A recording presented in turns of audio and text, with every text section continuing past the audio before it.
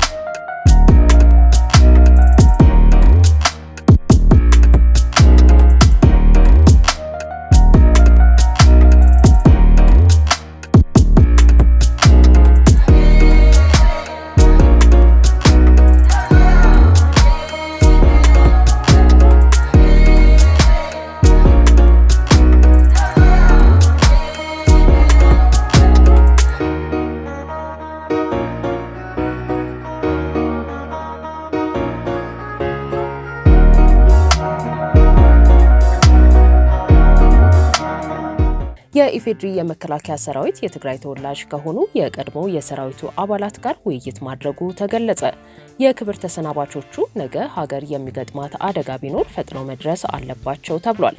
የኢፌድሪ የመከላከያ ሰራዊት ትላንት ታህሳስ 24 ቀን 2018 ዓ.ም እንዳስታወቀው የሰራዊቱ የሰው ሀብት አመራር ኃላፊ በተለያየ ምክንያት በክብር የተሰናበቱ የተባሉ የትግራይ ተወላጅ የሰራዊት አባላት ጋር ባደረገው የውይይት መድረክ ላይ ሀገር የሚገጥማት አደጋ ቢኖር ለማገልገል ዝግጁ መሆን አለባቸው ተብለዋል። የመከላከያ ሰራዊት የሰው ሀብት አመራር ዋና መምሪያ ኃላፊ ሌተናል ጀነራል አጫሉ ሸለመ በውይይቱ ላይ ለራሳቸው ለቤተሰቦቻቸውና ለሀገራቸው ስትሉ የሰላም አምባሳደር መሆን አለባቸው ብለዋል። ጀነራል መኮንኑ ሀገራቸውንና ተቋማቸውን ስታገለግሉ ቆይታቸዋል። ዛሬ ከተቋሙ በክብር ስትሰናበቱ በአገልግሎታቸው ልክ መብቶቻቸው እንዲከበሩ ተቋሙ በቁርጠኝነት እየሰራ ነው ሲሉ ተናግረዋል። በመከላከያ የሰው ሀብት አመራር ዋና መምሪያ የስምሪትና እድገት መምሪያ ኃላፊ ብርጋዴር ጀነራል አምሳሉ ኩምሳ ደግሞ ቀደም ሲል በተቋሙ ያገለገሉ የክብር ተሰናባቾች ነገ ሀገር የሚገጥማት አደጋ ቢኖር ፈጥነው በመምጣት ባላቸው ልምድ ሀገርን ማገልገል ይገባል ማለታቸውን ከሰራዊቱ የተገኘው መረጃ ያመለክታል። በየትኛውም ቦታና ሁኔታ ለጋራ ቤታችን ኢትዮጵያ በጋራ መቆም ይገባል በማለትም ብርጋዴር ጀነራል አምሳሉ ኩምሳ ጠቁመዋል። በሰው ሀብት ዋና መምሪያ የቅጥርና ስንብት መምሪያ ኃላፊ ብርጋዴር ጀነራል ግርማ ፈዬ ከተቋሙ በክብር የተሰናበቱት የሰራዊት አባላት የሚኖራቸውን ጥቅም አስመልክቶ ከመመሪያው አንጻር ማብራሪያ ሰጥተዋል።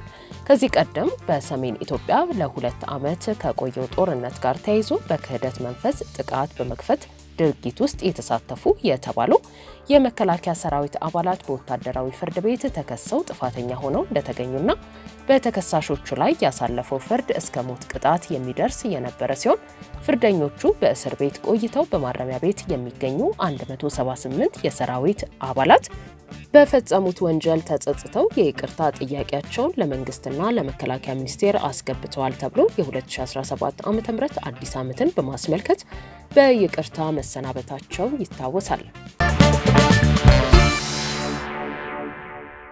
በጋምቤላ ክልል የተፈጠረውን ግጭት ተከትሎ ሰብአዊ ቀውስ ሊፈጠር እንደሚችል ተገለጸ። ባለፉት ሳምንታት በጋምቤላ ክልል የተፈጠረውን ግጭት ተከትሎ የፌዴራሉ መንግስት ወታደሮች ወደ ክልሉ ገብተው ሁኔታው እንዳይባባስ የማድረግ ኃላፊነት የተሰጣቸው ሲሆን ሆኖም በአካባቢው ሰብአዊ ቀውስ ሊፈጠር እንደሚችል ነዋሪዎችና የእርዳታ ሰራተኞች ገልጸዋል። በክልሉ የተለያዩ አካባቢዎች የተቀሰቀሰውን ግጭት እንዲሁም ከሱዳንና ደቡብ ሱዳን ግጭትን ሸሽተው በገፍ የሚገቡ ስደተኞች ቁጥር እየጨመረ መምጣቱን ተከትሎ የእርዳታ ተቋማት ስራዎቻቸውን እየገቱ እንደሆነም ነው የተገለጸው።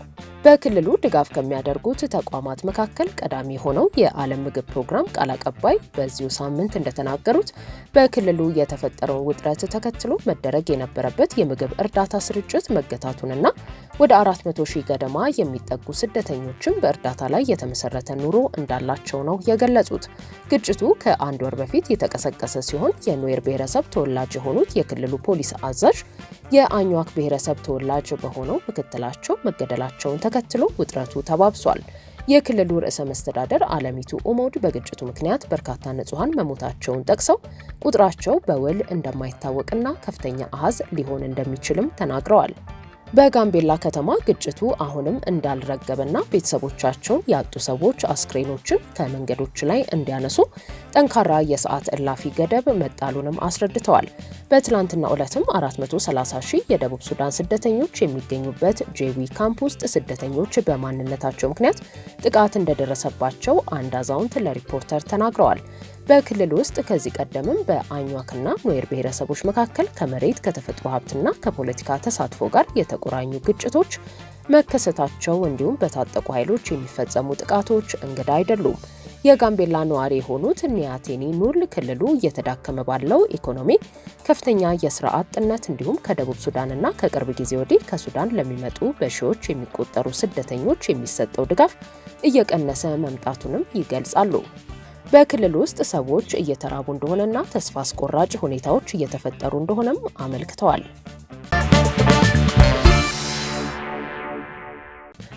የኢትዮጵያ መንግስት ከአሜሪካ የቁም እንስሳት የዶሮና የወተት ምርቶችን ለማስገባት መስማማቱ ተገለጸ።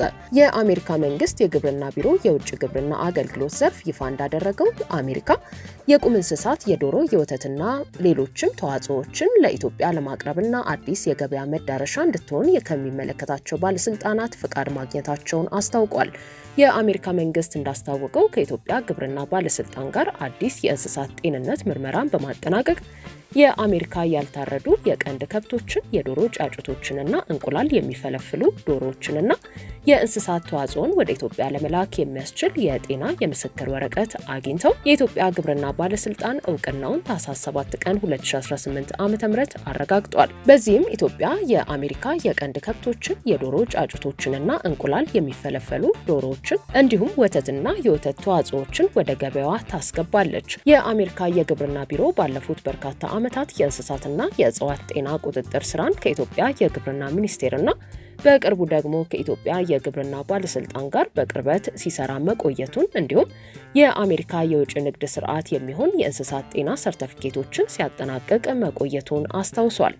የአሜሪካ የእንስሳትና የእንስሳት ተዋጽኦ ሽያጭ ጥያቄ ከኢትዮጵያ የእንስሳት ሀብት ልማት እቅድ ጋር የሚጣጣም ሆኖ በመገኘቱ የኢትዮጵያ ግብርና ባለስልጣን ሀገሪቱ አዲስ የገበያ መዳረሻ እንድትሆን ፈቅዶልናል ብሏል። የአሜሪካ የቀንድ ከብቶች ለሰው ሰራሽ ማራባት የሚያገለግሉ የዘር ፈሳሽና የከብት ጽንስ በኢትዮጵያ ገበያ ውስጥ መኖሩን ያስታወቀው የአሜሪካ የግብርና ቢሮ ኢትዮጵያ በእንስሳት እርባታ ዘርፍ ከፍተኛ ክምችትና ተጠቃሚነት ያላት ብትሆንም የሀገር በቀል ዘረመል ዝቅተኛ ምርት መኖር፣ የመኖ እጥረት፣ የእንስሳት ሕክምና አገልግሎቶች ውስንነትና ደካማ የግብርና ማቀነባበሪያ መሰረተ ልማት በምርታማነት ላይ ተጽዕኖ እያሳደሩ በመሆኑ ኢትዮጵያ የእንስሳት ሀብት ልማትን ለማሳደግ የተሻሻሉና ከፍተኛ ምርታማነት ያላቸው ዝርያዎችን ለመጠቀም እቅድ መያዛቸው ለአሜሪካውያን የውጭ ንግድ ባለሀብቶች የላቀ የእንስሳት እርባታ ለማቅረብ ጠንካራ የገበያ እድል ይፈጥራል ተብሏል።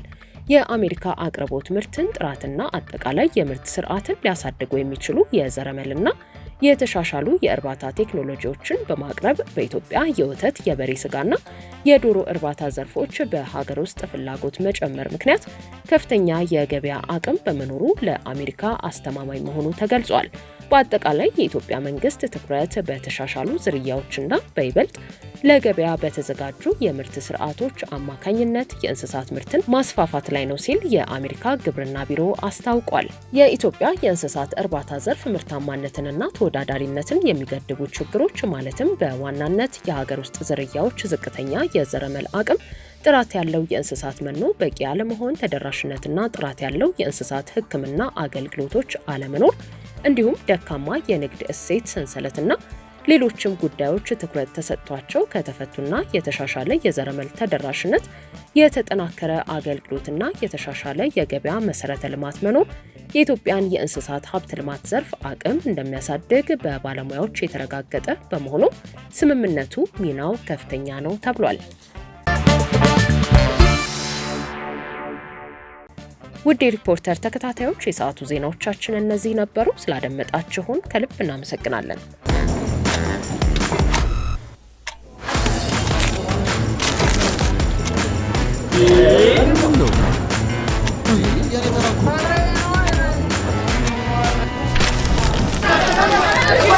ዘመናዊ የባንክ አገልግሎቶችን በማስተዋወቅ ፈርቀዳጅ የሆነው ባንካችን አቢሲኒያ አሁን ደግሞ በአይነቱ ለየት ያለውን ወረቀት አልባ የባንክ አገልግሎት በሁሉም ቅርንጫፎቹ ይዞልዎት መጥቷል። በስማርት ቴክኖሎጂ በመታገዝ የፊት ገጽን ወይም የጣት አሻራን በመጠቀም በራስ አገዝ አገልግሎት ወይም በባንካችን ሰራተኞች ታግዘው ሂሳብ መክፈት፣ ገንዘብ ገቢ ወጪ ማድረግም ሆነ ሌሎች ፈጣንና ደህንነቱን የጠበቀ የተሟላ የባንክ አገልግሎቶች ያገኛሉ። አቢሲኒያ የሁሉም ምርጫ።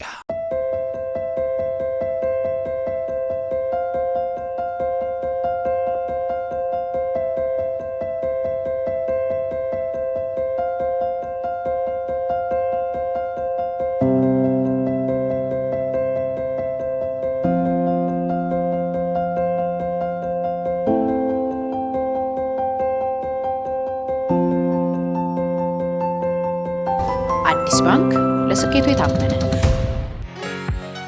እጅግ ዘመናዊ ፋብሪካ ዓለም በደረሰችበት የቴክኖሎጂ ውጤት ተደራጅቶ ብቁ ኬሚስቶችንና ዘመናዊ ላቦራቶሪዎችን አሟልቶ ለኢንዱስትሪዎች ግብዓት የሚሆኑ የተለያዩ ኬሚካሎችን የሚያመርት የዘርፉ የጀርባ አጥንት በምርቶቹ ጥራትና አቅርቦት የሚወደስ አላይድ ኬሚካልስ ለሳሙናና ዲተርጀንት ፋብሪካዎች፣ ለቆዳና ብረታ ብረት ፋብሪካዎች፣ ለግንባታ ሥራ የሚውሉ መሳሪያዎችን ለሚያመርቱና ለወረቀት ፋብሪካዎች የሚያገለግሉ ሶዲየም ሲልኬት በፈሳሽና በጠጣር፣ አልካላይንና ኒውትራል በፈሳሽና በጠጣር፣ ሰልፈሪክ አሲድ፣ ሊኒየር አልካላይን ቤንዚን ሰልፈሪክ አሲድ፣ ላፕሳ፣ ሶዲየም ላውሪል ኢተር ሰልፌት፣ SLES፣ ኮኮዳይታኖላሚድ፣ CDEA፣ ኮካማይዶ ፕሮፒል ቤታይን፣ CAPB እና ሌሎችንም ኬሚካሎች በጥራትና በበቂ ሁኔታ አምርተን ለደንበኞቻችን ስለ አጠቃቀማቸው ስልጠና ሰጥተን በተመጣጣኝ ዋጋ እናቀርባለን። ለዚህም የበርካታ ISO እና አውቶራይዝድ ኢኮኖሚክ ኦፕሬተር AEO ሽልማቶች ባለቤት ነን። አላይድ ኬሚካልስ